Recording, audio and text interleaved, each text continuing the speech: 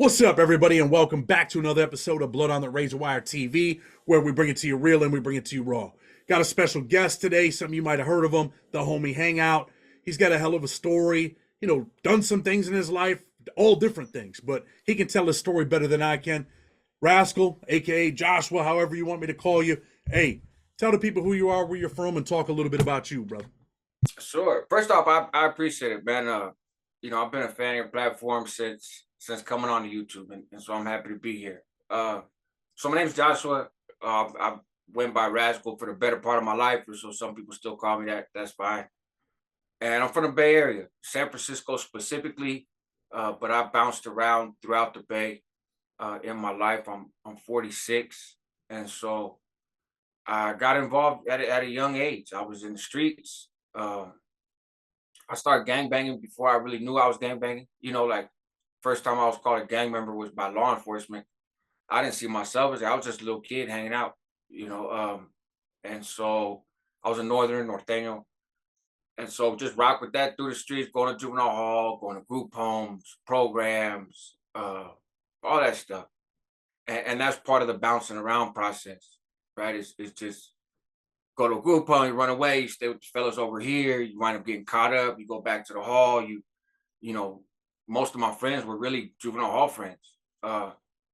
And so bounced around a bit, got shot out to New Mexico when California stopped sending people to the Arizona Boys Ranch and Vision Quest.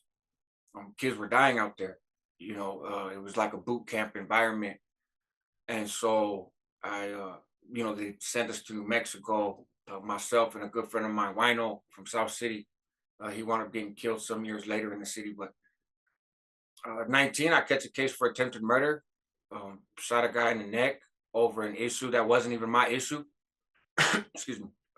Wasn't even my problem. He had flexed on somebody who I considered my homeboy to a degree, and then afterwards was chirping a lot, and f him and f everybody else type deal. And because wait a minute, hold on, I didn't have an interaction with you, so don't get too carried away, right? Wound up seeing him months later at a party, and I was with the same guy that he had the issue with. And so what had happened was the kid, Casey was his name. They had gotten in an argument in front of his house. Casey had gone inside his house and came out with a pistol, a little revolver, and was kind of loading it coming out of his house, like, "Hey man, you just need to go." Then a dude called his bluff, right? Fuck you gonna do with that? You know, hey, come on, man, just leave. And, at that point, you smell blood in the water, right? And so, Casey broke it down, and the guy punked him, and then went around like, "Oh, all those dudes are punks," and that's you can't have that reputation in the neighborhood. You know what I mean? And so, but I hadn't had no issue with the guy. Prior to this, I had seen him earlier that night. Some girls had brought him over. I hadn't met him before I saw him. Everything was fine, but I left to go do something, and that's when this stuff happened. And so, we're cruising by a party some months later, a party I didn't even want to go to, but the girls wanted to go. And so we're like, all right, fine. And one of the girls recognized him from high school and was like, "Hey, that's that guy you've been looking for." I didn't recognize him. I was like, "Oh shit, okay." And I'm with that same guy. So go hand him back a gun. You know what I mean? "Hey, here he is, handle your business." "Oh, I'm gonna whoop his ass." "What do you mean you gonna whoop his ass?" You put a pistol on him and he dared you to use it. Like the time for fighting is over, you know? "Nah, man." And we're in the middle of the street having an argument, double parked in front of this party house. "Nah, man, I ain't really with the, I'm like, okay. I'm not gonna sit here and draw straws, right? Like it's somebody got to shoot the dude. You don't want to soon find out I'll shoot him, And so shot him. Casey wound up getting arrested. He told on me in a cop car, right? And I actually went to the police station, and I wasn't prepared to turn myself in. I went to the station at the request of his family, to like, "Hey man, that wasn't Casey. He was with me," type of deal. Um, I find out later when I look at the paperwork, they've been talking to the police and was like, "Nah, man, we're gonna bring Rascal over. He's gonna turn himself in. He did it all, blah, blah, blah." And so I walk in and the cop knows everything. He goes, "What happened?" "Oh, nothing, man. We weren't even there, blah, blah, blah," whatever story I gave him. "Well, let me tell you what, you were driving in the car with this person and this person and this person. And I know this and I know that." I was like, fuck, man. Cops And already, the cops pretty much know everything already. they knew everything. I was like, damn, it's like you guys were there. And I still didn't snap to the fact that this fool sitting in the county told on me, right? I just figured there's like 200 witnesses. So I figured somebody else told. And I felt bad. He comes from a middle class, upper middle class family. Like he was a homeboy, but because we can go kick it, party in front of his house, there was really no issues or anything. You know, he was one of those kind of guys. And so I felt bad. He'd never done time before. He'd never been in trouble. It's not cool for that dude to go to prison. You know what I mean? He's got a family that cares about him, and he's not built for this. I've been doing time my whole life. I don't care. I'm going to prison eventually, anyways. Might as well be today.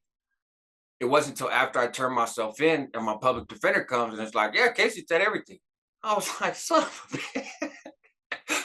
I wouldn't have turned myself in that case. I'd have still want to go to jail, obviously, um, but I wouldn't get, told on myself. How much time do you get for that?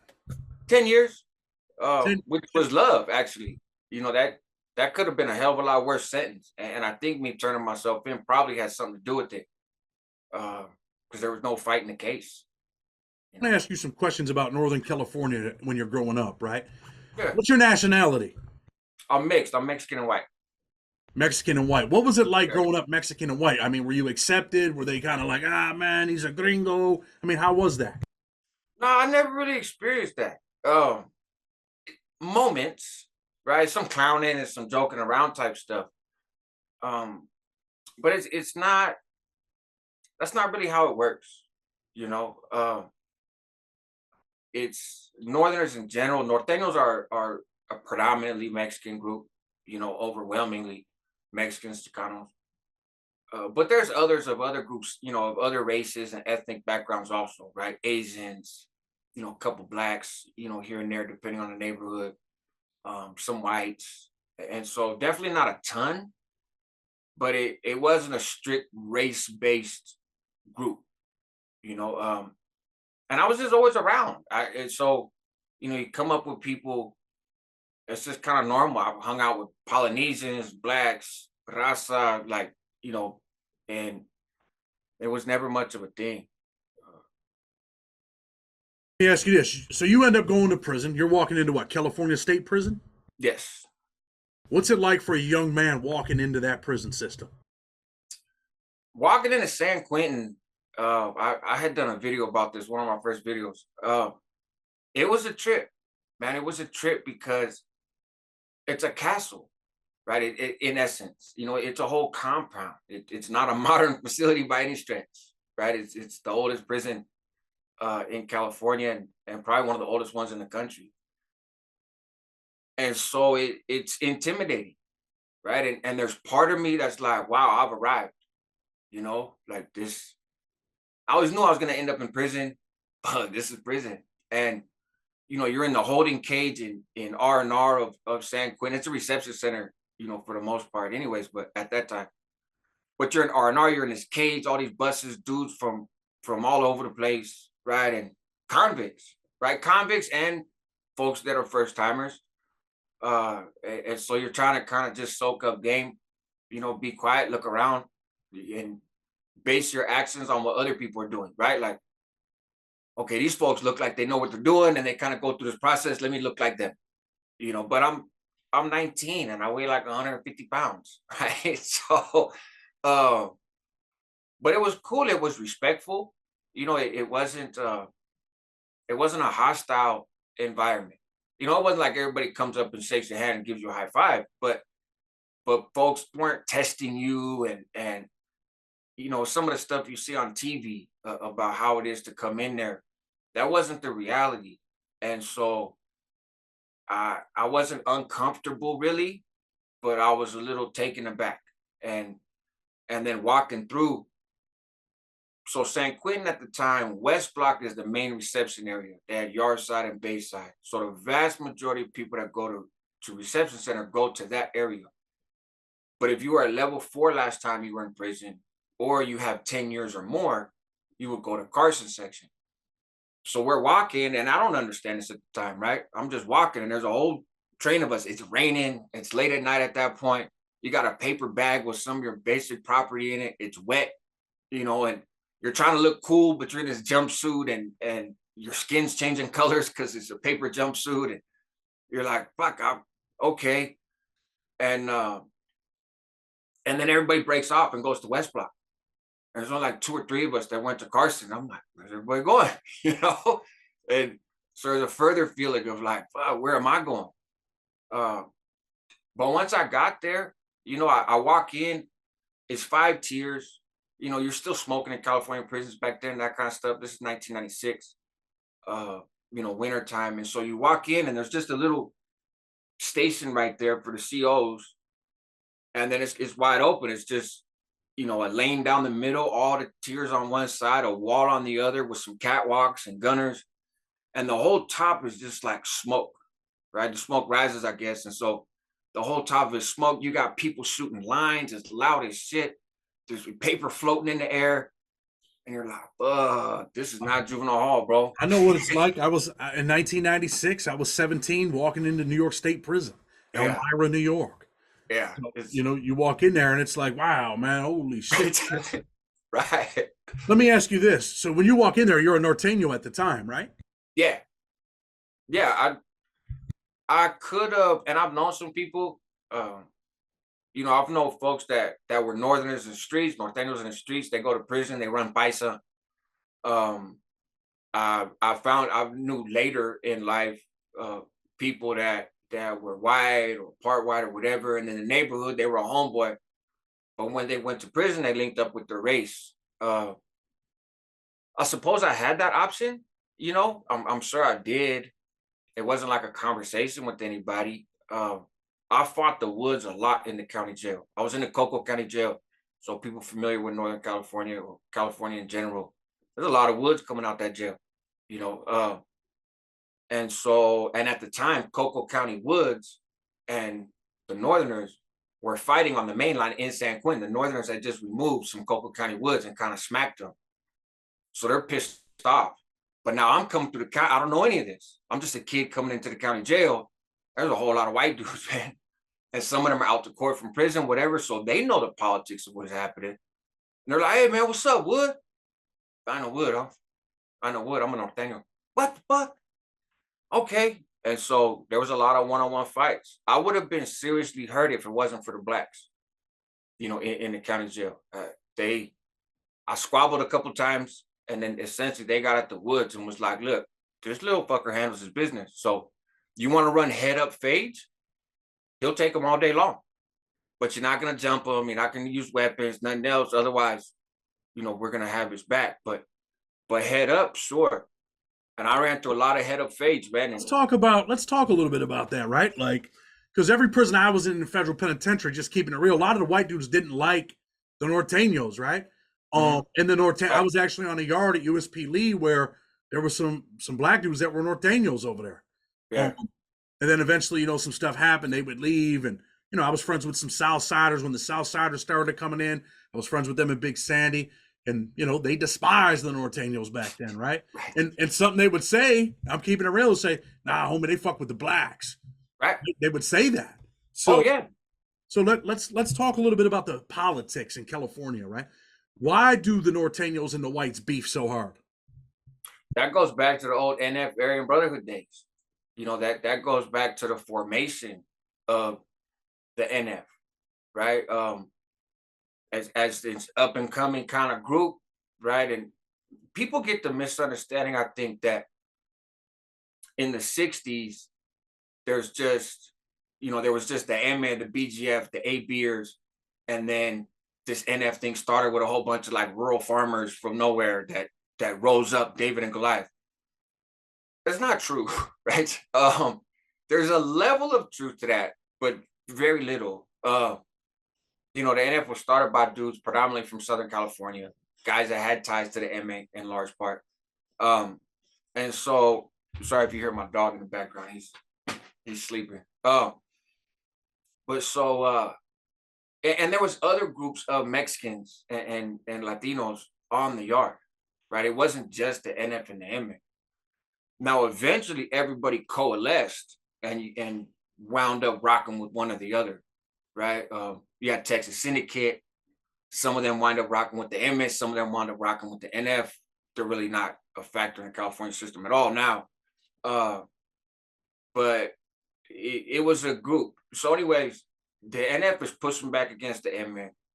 They're going at it, right? The MA is larger, more established, been around longer, and the AB and the MA link up, and the ABers go and kill an NF guy, right? And do a couple moves, but so the NF was like, cool, okay, well, we got funk with you too then, right? And so the bloodshed started, and that was forever. And obviously, this is way before my time, but the way I see it is, at least a factor, right? Is you had the MA who always viewed the NF in large part as dropouts from within them, right? Like we're the real gang, and you guys kind of broke off and became annoying, whatever. But we're the real Mexican gang, so to speak, right? And at that time, in those early days, We're at the top of the food chain. yeah, in those early days, right? And obviously, decades and decades and decades go on and things change. But I think in those early days, the MX definitely saw themselves as superior, right? The AB, obviously, just racial politics, right? The Woods see themselves as superior to blacks, kind of as a general rule of just racism, right? So in a sense, the M and the AB kind of got something in common, right? In the aspect of we're the real games in town, right? And you got these black dudes trying to rise up and assert themselves. You got these other Mexicans over here trying to rise up and assert themselves. So I think that was an element. I know there's a lot more to it. There was, drug dealing and hustling and trafficking routes and access, and the mob was a factor and all that. But I think that was part of it, you know. It makes sense to me that was kind of a factor. They had a similar attitude. But so that, regardless of the particulars though, for decades after, there was tension between Northerners and whites. And I know from the Northern perspective, there's a lot of folks higher up in the food chain who viewed the AB and their subsidiary groups, right, with more disdain than the MA even. Because it's like you guys got involved in something that wasn't your business, right? And so there was even more tension there with some folks, right? Of Raza's got its own thing going on, but you didn't need to be a part of this, right? And there's obviously Like the cultural, AB put their nose in business right? that wasn't theirs, so now there's an ongoing beef. I mean, I ended up coming to Big Sandy right after the Norteños got into it with the ABs, Bam, and all of them. But let's talk. We'll move on to your prison experience. You're a young man. Sure. You walk into this California prison system. I mean, young Norteño. Do you have to put in work in that California prison? I mean, you're in San Quentin. Right. Actually, my first removal was in San Quentin. I didn't get caught and go to the hole. It was kind of funny situation how it worked. So I was labeled by the administration, by the system. I was labeled a Northerner. I think in part because of all those activities in the county, right? They were kind of clear, like you ain't a fucking wood, right? So I didn't have to like go to a white cell and squabble it out and kind of get through that way. Where I was celled up with Northerners, that made life, I'm sure, a little bit easier. But yeah, we had my first removal was a dude who had an R, right? He had an R case, and the way we came to know it was odd. So over there, you would have Northerners celled up with Border Brothers, right? Sometimes, and so because reception center.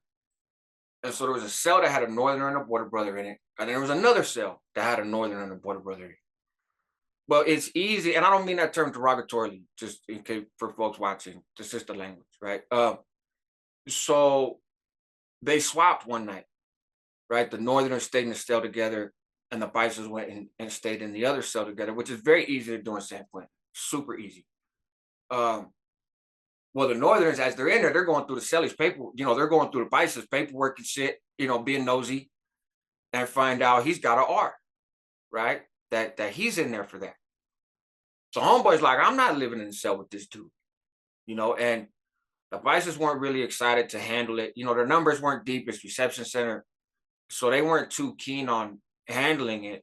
And homeboy, I guess, the idea wasn't trying to start an issue with all the Vices, but this dude got to go.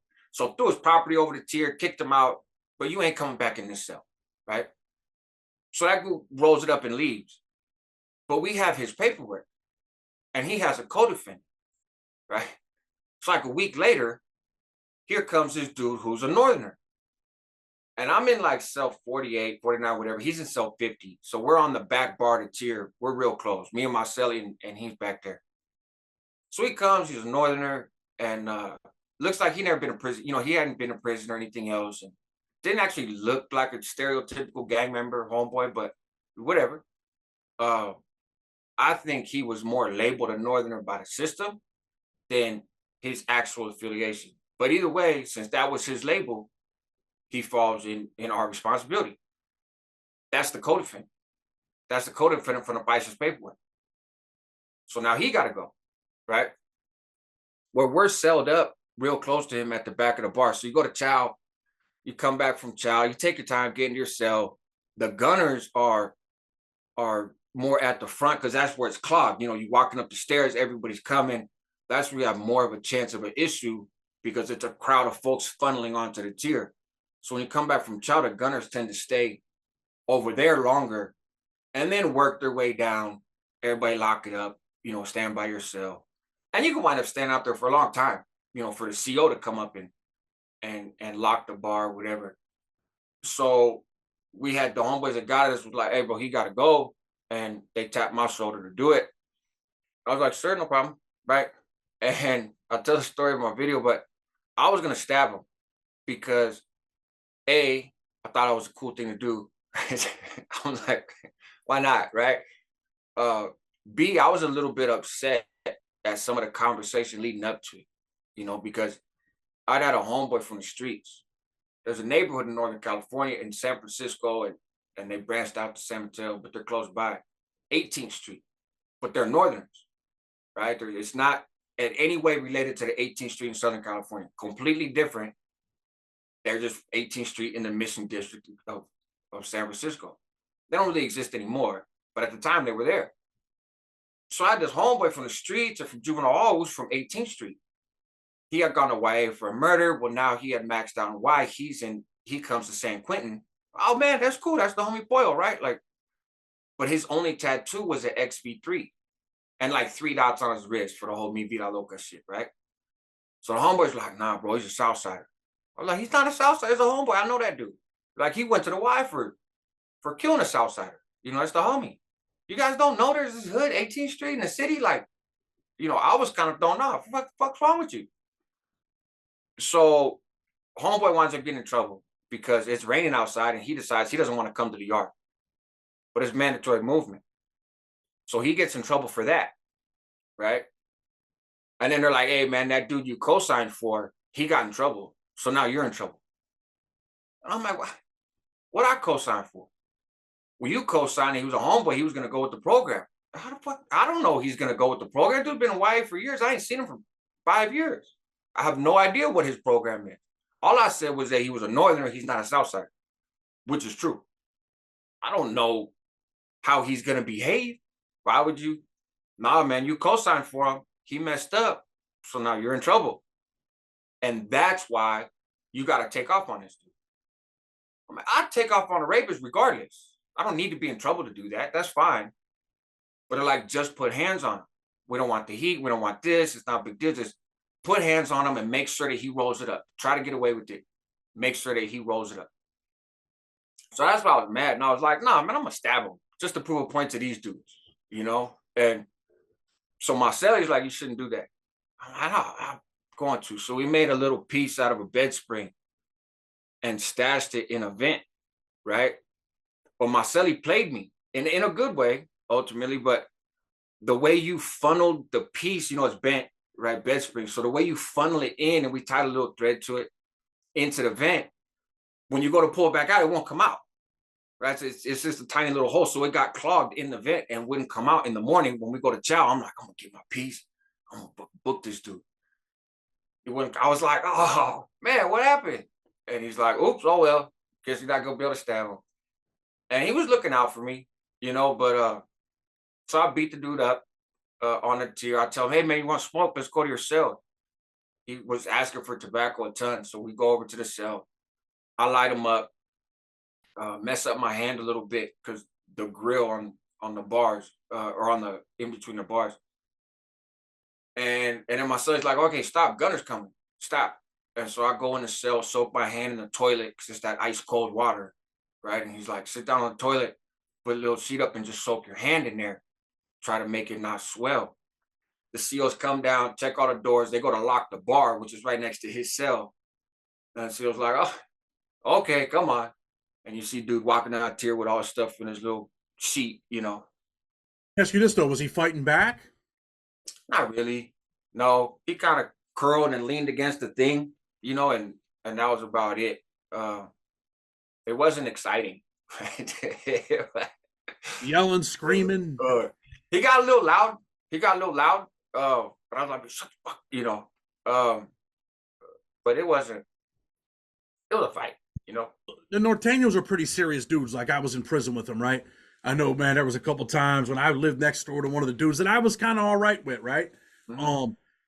Pelon, Bradstreet was his last name, and he ended up. Someone wrote me and sent me a picture and everything, and said that he ended up, killing himself or whatever. But I know one time, man, when he had got in trouble, they made him write an essay, bro. Oh yeah. Real small. I mean, you guys are really structured and disciplined. What's it like, man, to have another man telling you what to do and to do stuff like that? Do you get pissed off? Do you feel like, damn, like you're a little kid? Like this dude's like your dad? I mean, how do you feel? The only time I really felt like that was in San Quentin. I felt like the dude who was the authority in Quentin, well, the first dude who was authority, Worm from San Jose, he just disappeared one day. And so he wanted locking it up. And this other dude comes. And I felt like he just had a thing for me. Like, I felt like he didn't like me. And I'm a questioning type of person. I'm like, you got to make it make sense to me. Right. But that's not an atmosphere to be that way in, especially as a teenager coming in. And so I got in trouble for all kinds of little shit, and had to write essays and this and that. And I was like, man, stuff that didn't make sense to me. But it doesn't matter if it makes sense to me. You're going to go with the program. But when I actually went to my first main line and the homeboys got him and they were like, hey, are you interested in learning more about the cause and what this is about? And that's the first time I'd really heard that language, right? And so I'm like, wait a minute. So we don't just wear red and gangbang. There's something bigger to this. And I was hook, line, and sinker, and of course I want to learn about it. In my mind, if I'm going to represent it, I want to represent it the right way. And I want to know what all this is about. And so I really jumped into kind of the education and the schooling part real quick and was real comfortable with that. I'm a pretty good reader, pretty good writer from coming up in juvenile hall and just, reading all the time. And so I actually gravitated towards it. And then at some point I'm the one handing out essays, and that kind of stuff. And writing, I wrote more essays as a teacher than I ever did kind of as a student, because I'd hand out different topics to people based on their level and kind of where they were at in their journey. But then I would write an essay on those topics, on each one, kind of as like, I'm not going to ask you to do something I'm not going to do, right? So if I tell you to write on this, I'm going to write on it. But I told him to write on something different, so I got to write on that too. But I liked it. What's the mission though? What was the mission, man? Are they uplifting their people? What's the mission? Well, there's the propaganda and there's the reality, right? So the propaganda is that we as hermanos was the language we used back then, right? Bros or hermanos, northern structure, nuestra raza, all kind of meant the same thing. Was that our job was to secure the main line for raza from Northern California to not be oppressed by the MA and those who work underneath the MA, right? It was like Southsiders weren't even necessarily the opposition. they were only the opposition to the extent that they were the foot soldiers of the inmate, right? Our real issue was kind of them. And so we committed ourselves to do whatever it took to establish and hold on to those yards, right? Because the numbers are very lopsided. In general, in the prison system, you got way more Southsiders than Northerners. You'll have certain yards that may be more Northerners than Southerners, not many. You got other yards where it's all Southsiders, there's no Northerners, right? So it was the David and Goliath thing, right? It was the us versus them. We have this noble cause, right? We're righteous. We stand for the betterment of our people. We align with other folks, worthy of our cause, and we uplift our folks. We're not gang members anymore. We're part of a movement, and to better our people, get out of prison, don't come back, and all this other stuff. And if you want to continue in this lifestyle, that's fine. There's opportunity to do that on a grander scale with the big homies, right? That birthed this thing. And I'll tell you, man, for a kid, it was genius. It was genius. Like I said, I was in hook, line, and sinker. When you say that, right, as a young man, are you thinking, damn, man, someday I might be an NF dude? That's my goal in life? It was. I assumed that was a natural progression. I remember when I got pulled as a bro, I was asked, hey, I've been doing schooling and all that stuff for a while. So I was asked, hey, have you ever considered taking that next step? And it's very dramatic, right? So have you ever considered taking that next step and making a commitment for the cause?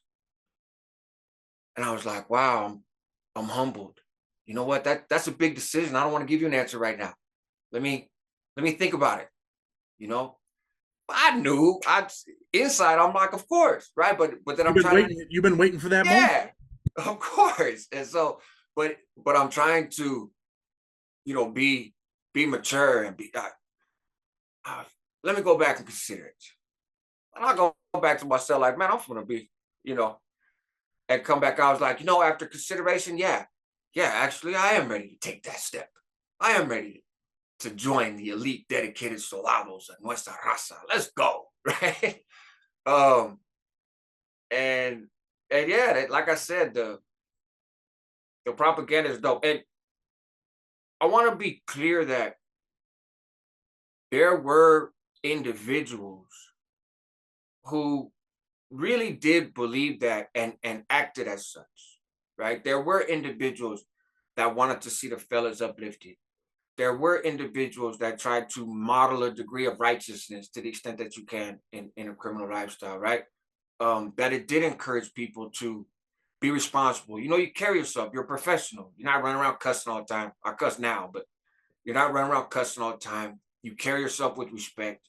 You're a representative of this movement that's bigger than any individual, and it's an honor to be a part. But that leadership, that stewardship, you don't abuse that. You use that, you use your extra education to bring people along. And not everybody's gonna want to rock at that same level. And that's okay. That's not a big deal, right? Not everybody's cut out for this aspect of the journey. But you don't neglect them, you don't deprive them, you still look out for them. It's almost like a paternal kind of relationship, which requires a lot of ego in itself, right? But there were individuals who operated that way, and that's what the teaching was. Like I said, I've been around some Norteños, you know what I mean? I've been in prisons with them. Like, very militant, they preach that education stuff, but I see them getting money and doing some other stuff too. That's why I say there's a difference. There's individuals that stuck to it, but the grand scheme of things, if you take a step back and look at the big picture, no, it's a fucking criminal enterprise that oppresses whoever is necessary in order to profit for a select few people. Like, that's what it is. It's a mess, right? It's not healthy for the community. Are you afraid to come on a show like this and say that? You're worried about any repercussions? No. For one, you got people on YouTube that are dropouts from the highest level and throw it on hella people. So I picture they're gonna be higher on the food chain than me. But I I think the truth is important, you know, and I I wanted to be, an NF member for a while. I was never invited, right? I wanted to, but I had never even been around an NF member until I got validated and went to the shoot, right? Like these dudes weren't on the yard, and so you're aspiring to something that you can only somewhat conceptualize. You don't actually know anybody that's walking that out, right? In my book, I didn't know anybody who was living that. Once I started meeting them, I was like, I'm cool. This, like it, some of them, they weren't writing essays all the time. You know what I mean? They weren't doing all this stuff. They lived in their own world, their agenda. And then the more I learned about their schooling, there's no talk of the cause and the movement and uplifting the raza in the NF teaching. That's just in the bros teaching.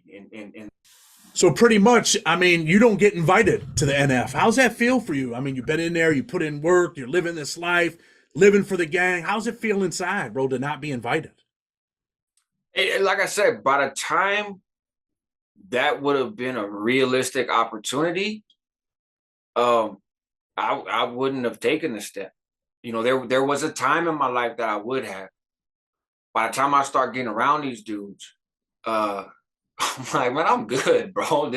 You know, this is not the same cause, right? This agenda is different. This is a hyper capitalist predatory organization, right? Like that's not what I signed up for before. And so it it didn't bother me because I had reached that point. And you see along the way, you see stuff that is like, this ain't quite, what I thought it was. But I never dropped out. I never debriefed. I didn't tell on anybody, whatever. I don't knock those who did. Everybody's got their own journey. That's just not mine. But I knew about a year before parole, and I got validated. I did the last half of my time in the SHU program at Corcoran and Pelican Bay. And so I knew, but like I said, that last year, that I want to go home and I don't want to come back to prison. I want to try. I've never been very good at staying out of jail, but I want to try. And two things really helped in that. One of them was college education. I got a paralegal certificate when I was in prison, but then I fought the attorney general's office. I beat my validation numerous times, just never got out of the SHU. And then they offered college courses, correspondence classes for the first time. So I was a part of that first wave in the SHU that got to take those. And I got really good grades. And getting those good grades, I was like, maybe, college is like a socially redeemable thing, right? Going to college is like, that's what not just normal people do, but like normal people that are moving forward in life type stuff. And I can do this. I can do college. College is kind of easy. So maybe I have some type of quality that value, that society would value. Maybe I'm not just a gang member, going back and forth to jail. Maybe I can do something else. That combined with reading the Bible, which I did like my last year. And I started because my mom had gotten saved, started going to church, got off dope for a little bit. And she was, oh, you got Bible this, Bible that. And I was kind of running out of books and stuff to read anyway. So I was like, look, and I was watching TV and I'd hear these Christians on TV and they reserve their harshest judgment for each other. And I was like, how does everybody read the same damn book, but have such different views? I've read a lot of books. I don't understand. Let me read the book. And the main message I got from that was, as long as you're alive, man, you got a choice. You got options. And that little spark of hope, I never had hope before. So those two things combined, plus some negative run-ins with the NF while I was there, right? There's a dude who later ended up a federal informant. He got killed, Peanut from Stockton, but he was a jerk when I came in there. So we butted heads, right? And so all that stuff together, I came home and was like, I don't know if I can do it, but let me try. Let me see.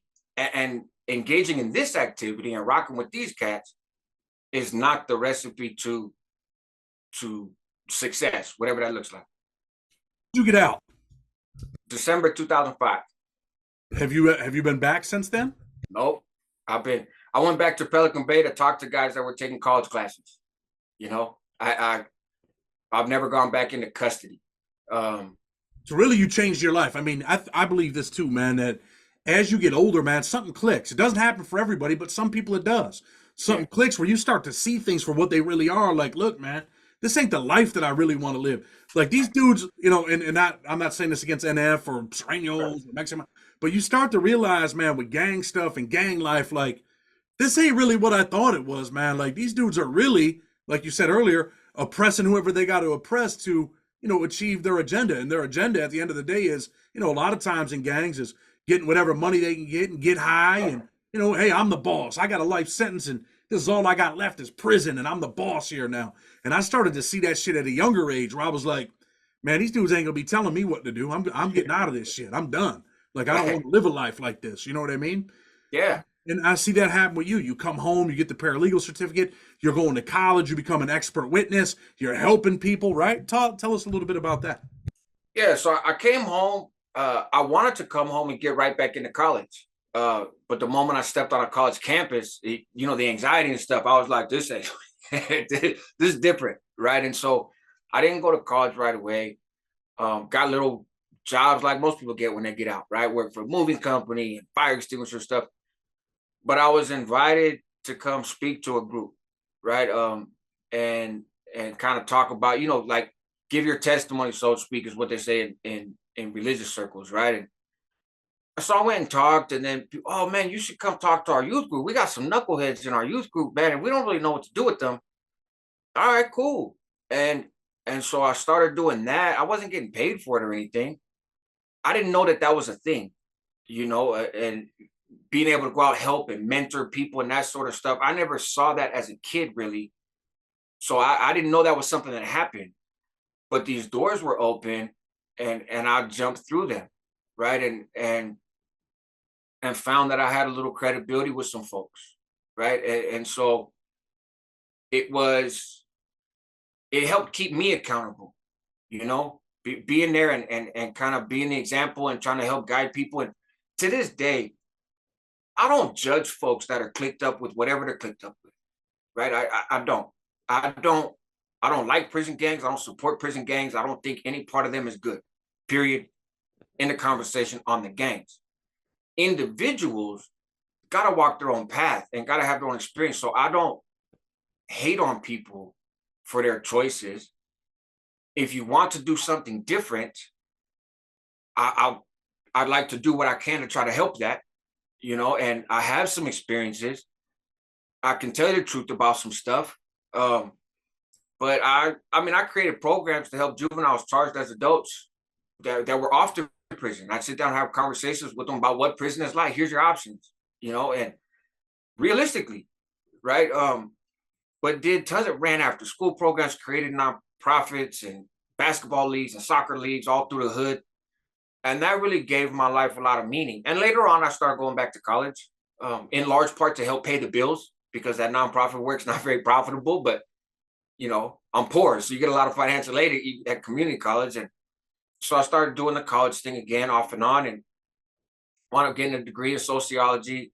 Got a free ride to UC Berkeley. So I went to UC Berkeley for a while, was with underground scholars over there, which is a whole network of formerly incarcerated, you know, folks at the university level, and created programs at the community college level. So that kind of became my thing. And during that process in 2012, I had a youngster from the neighborhood who wasn't affiliated. And he got picked up, BS charge, and was getting railroaded as a gang member. And his investigator, who was a retired cop but worked for the public defender's office, said, got at me as like a character witness. What do you know about JP, man? What can you tell me about him being in gangs? I was like, fool, ain't a gang member. Well, they say he is. I said, what gang they say he's a part of? They go, he's a part of Midtown Menlo Mob or some shit like that. I was like, there's no such gang in East Palo Alto. What do you mean? There's no such gang. Go to the police station. They have a list of gangs and they have a list of people that they say are part of gangs. And they're going to tell you they never heard of it because there's no such gang. He went down there. They were like, we don't know what you're talking about. We know the individual. He's not a gang member. We don't know what gang you're asking us about. There's no such thing. So, all the gang stuff gets dropped from his thing. The public defender's office is like, have you thought about being a gang expert? I say, you realize I'm a validated prison gang member, right? Like that did time in the joint. So I don't know about that. But my years of community work up to that point gave me credibility as a current person because I wasn't a gang member anymore. So I can't necessarily talk about the gang from personal experience today because I'm not a gang member today, but I'm sure surrounded with them. Folks from all different neighborhoods, all different affiliations.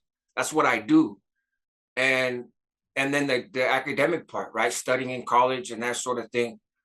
So I started working on cases and I loved it because I like legal work. I got into legal work when I was in the SHU, fighting my validation, all that stuff. So that also kind of really appealed to me. And I'm like, this is great. I get to fight the system in a different way and be a voice. It's another way. I use HOMIE as an acronym, help others move in excellence. It's another way to kind of be a homie in my view.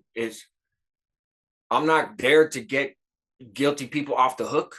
There's sometimes when I get hit up about cases, hey, can you work on this case? I said I could work behind the scenes, but I'm not going to take the stand because I'd have to concede some things that's not very helpful to your case in order to maintain my own integrity and credibility for future cases, right? So but I'll help you with the paperwork. I'll help you with the cross-examination and really just so we get a fair shot. This gang label is used to railroad people. It's used to prejudice juries.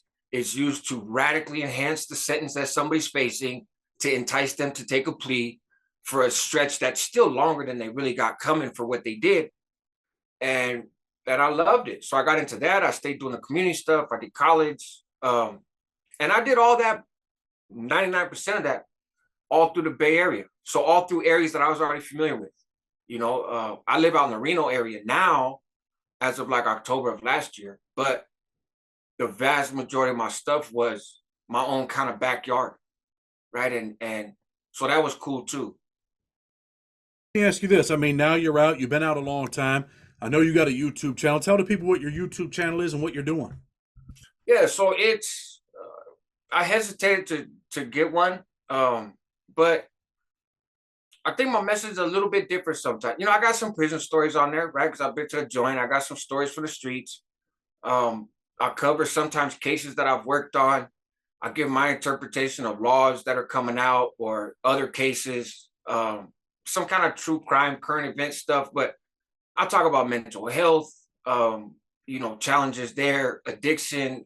I'm in recovery, went through a season where I drank too much and had to get back on track. And so parenting, right? I got kids. I do family court stuff for people, right? So it's really it's a mix. It's the HOMIE platform. It's helping others move in excellence. It's trying to share information. Sometimes just relating. Sometimes people, certain stories, folks are like, oh, that kind of takes me back. I recognize that. And just trying to give good information, man, and be a good example. And hopefully people find something that can help them. It's not just for folks that have done time. It's people that are curious about folks that do time or interested in that lifestyle, have their own assumptions about it, right? It's bigger than that. And I'm another part, and I'll kind of wrap it up, is trying to show that we're not one-dimensional, right? Yes, I've committed crimes. Yes, I've gone to jail. Yes, I've done gangbanging. Yes, I've been through some stuff in my life. But that's not all that I am. Like, I'm 46 years old, man. I'm a parent. And I go through shit that parents go through. And I've got my own anxiety and mental health stuff and challenges and adapting. And that's not unique to people that have done time. A lot of us have that. And that conversation is missing a lot of times because of, the machismo and the ego and stuff. So demystifying some of that. I'm a human. I'm a person, right? I'm a person of faith, not a religious gang member, but I'm a person of faith. I have more stuff going on. I'm navigating this life just like somebody else. My experience is, you're a regular dude that's been through some things, and yeah, And now you know what, you're taking your opportunities and helping people. So you Yeah. know what, that's a good thing, bro. That's why I brought you on the show, man. You change your life. I want young dudes to be like, damn, man. You know, maybe I don't have to do the 10 years. Maybe I should check out the college. I think I'm a pretty intelligent dude, you know? Mhm. Why am I heading down this road? Why am I being a puppet for this gang or that gang? Or, you know what, man, I want to change my life. And maybe you're the example. You know what I mean? Yeah. Yeah. No, it's there's more than one way to be a homie. That's where the homie thing came from long ago when I was working in the streets. Is because people are like, oh man, you're the big homie because I'm coming out to join and affiliated. Okay, I'm the big homie, but I'm not that big homie because I'm not gonna co-sign you're crazy, right? I'm not gonna. I understand, but I'm not gonna give you the pass. Yeah, bro, fucking smoke that dude. No, I understand the desire. I get it, but I'm actually gonna suggest that we not go that route. And so being proud of where you're from, there's nothing wrong with that. That's not criminal, right? I don't knock folks for that. Be proud of where you're from, however you define that, right? Your city, your county, your state, whatever. That's cool. That's actually normal. A lot of people do, right? Especially folks that come from low income backgrounds. So our lifestyle is not all criminal, right? There's elements. Dress how you want to dress, right? Understand the situation, right? Be able to read the room on what's going to make you successful in that space. But our existence isn't criminal. Even coming up, hanging out with the homeboys in the neighborhood. That's what everybody does in every neighborhood in the country, right? It's just some homeboys are gang members, and sometimes it's a fraternity or whatever, right? Like, but we have choices and we have options, you know. And you don't have to completely lose yourself and be some crazy square. Just do you, you know. No, listen, man. I'm gonna plug your channel. I'll put the links up so people come I check you out. appreciate it. I definitely appreciate you. And honestly, bro, I mean, hey, I respect you, man. You're an intelligent dude, and you know, it's cool kicking it with you for real. I don't always Likewise. say that, man, but you know what? I get that, man. We talked the other night, and you know, you're an intelligent dude, and you're doing good things. So tell people, man, check out your channel, the Homie Hangout. The links will be up, and definitely, man, appreciate you coming on. Wish you all the best, and keep doing what you're doing, brother. Thanks for having me, man. And the feeling's mutual. Thank you. No problem. I'm gonna tell people, man, if you like what we're doing, man, hit that like button. Some youngster might need to see this. Might be in Chicago, might be in California, might be in New York. He might, you know, want to be a Norteño, might want to be a Sereno, might want to be a Blood. Show him this video, man. He might need Yeah. to. With respect, Blood on the Razor Wire TV. Until tomorrow, we're out.